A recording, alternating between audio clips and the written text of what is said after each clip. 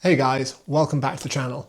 Today's vlog is all about celebrating English traditions through the camera. We're diving into two worlds full of colourful characters, eccentric personalities and some amazing photo opportunities. Part 1 of this video is all about Morris dancing, an ancient English tradition full of bells, waving hankies and painted faces. There's going to be a lot of movement, it's going to be quick, it's going to be interesting. I can't wait to get stuck in and see what kind of photos we can capture. Part 2, we're swapping bells and ribbons for machinery and horsepower and mud, when we get stuck into a proper ploughing match. A ploughing match is an amazing chance to see country folk at play, with farmers working the land and some amazing machinery. Two very different traditions, but one story, and that's what makes English culture so unique. Stick around for all the behind the scenes chaos and maybe even some dance moves. From someone else, not from me. Alright, without further ado, let's get stuck in. I've got my camera, I've got you guys, let's go. I've only just arrived and I'm already pleased I came. You've got to love a little bit of a steam rally, and the sound of this organ here is something I've always associated with British fairs. So, question of the day. For anyone watching this from outside the UK, do me a favour and drop me a comment. Do you have events like this where you come from? I'd love to find out. I've always assumed that this is a Victorian and therefore a very British thing, so it'd be great to know if these happen elsewhere around the world. I couldn't see these without leaving them in the video. The sound's fantastic. Now all I need is a cup of tea and a scone.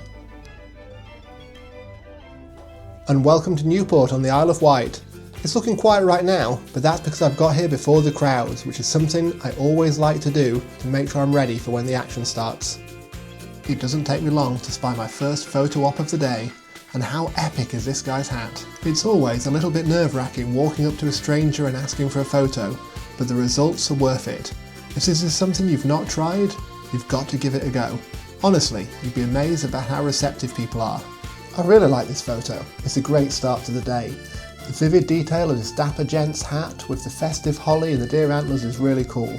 I love the minster in the background too. It gives that shot that much needed context. Being I turned up early, and I'm a visual kind of guy, I'm easily distracted and I wandered off taking photos of buildings, as you do. Luckily, the sound of jingling bells and sticks clanking together gave away the show had started, so a mad dash to get in position and it's game on. Morris dancing's been jingling across English fields, village greens and festivals for over 500 years. And yes, that's bells on legs going back centuries. Whether they're in festive themes or traditional greens, let's go behind the scenes now and see how these photos are captured. Changing angles, and I found my next subject. This performer is fantastic. I love the juxtaposition of the period outfit, that Dickensian style mixed with a modern day baby carrier on his back. It's magic, pure gold. I like that shot. It's candid, it's got character, but I felt like I could do better. This gentleman could be straight out of the pages of Oliver Twist. What's your favourite of these? 1, 2 or 3? Drop a comment and let me know. For me, the composition on the first is better, but I do love the half smile on number 3 when he realised I was photographing him. Next group up. Is that Santa playing a lute? You don't see that every day. I always like trying to pick out characters from a group. Morris dancing feels like one of those traditions that's slipping away year after year, so it's a privilege to be able to photograph it in the wild. It's photos like this you'll look back on years from now as a time gone by. Okay, one more character before I move on. Here's a little known CJ Knox fact. When I'm not out and about with my camera, I'm actually really into playing the banjo, which isn't very common in the UK, so I couldn't help myself but grab a couple of shots of this gent doing his thing. Considering how cold it is today, he's doing a stellar job keeping his fingers moving. I found out later that this group is called Moonshine Border Morris. What an amazing name. And hats off guys, the whole look and energy brought to the event is epic. Keep up the good work. There were actually a few groups performing today. Men of Wight, Oyster Girls and Mr Baker's Dozen were all represented as well. What an amazing and fun tradition. I just wanted to take a second to say thank you to you guys for watching these videos. I couldn't make them without you. If you do enjoy what you're watching, don't forget to hit that like and subscribe button. And if you do want to try and help or support the channel, don't forget you can find more of my work at www.cjknoxphotography.com, or why not check out Knox Exposure magazine. It's my new digital magazine that covers all the behind the scenes stories and all the techniques I use for my photos.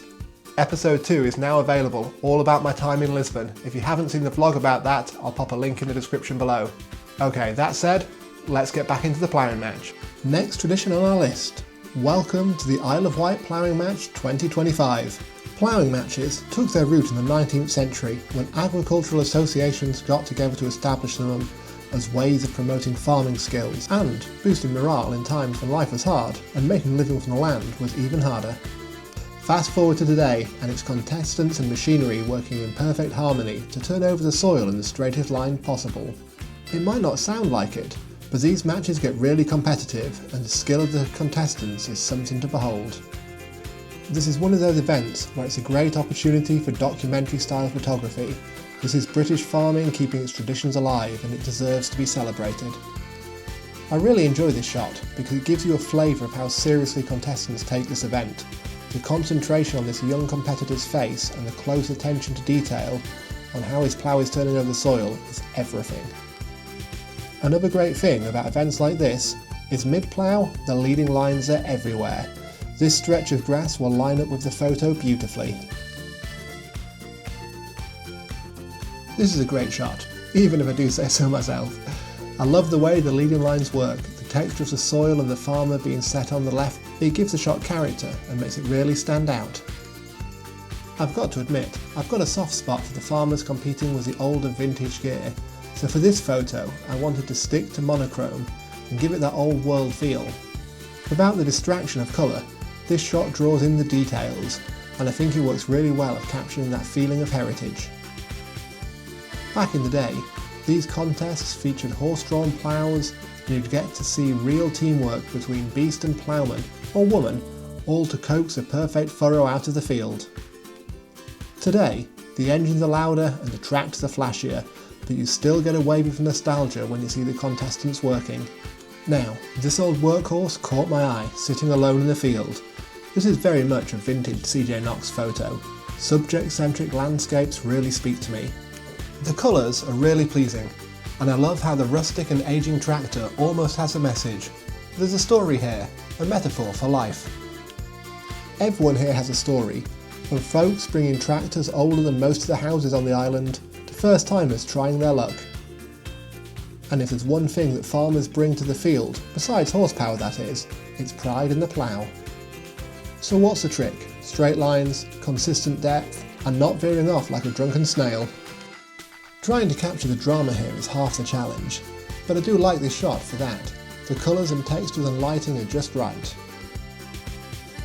The final couple of shots, and it's all about vintage versus modern being on show. The detail of these classic tractors is fantastic. The shapes rival the best architecture and are worthy of their own shots. And how can I turn down a chance to capture a shot of this absolute beast?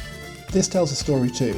It tells a story of how far technology has come from one man and a team of horses to this masterpiece of engineering. There we go guys, that's today's video. I just wanted to say a massive thank you to everyone that let me come along to their event and take some photos. It's an absolute privilege to be able to work with you. And always guys, thanks for watching. I couldn't make these videos without you. If you have enjoyed today's video, don't forget that like and subscribe button.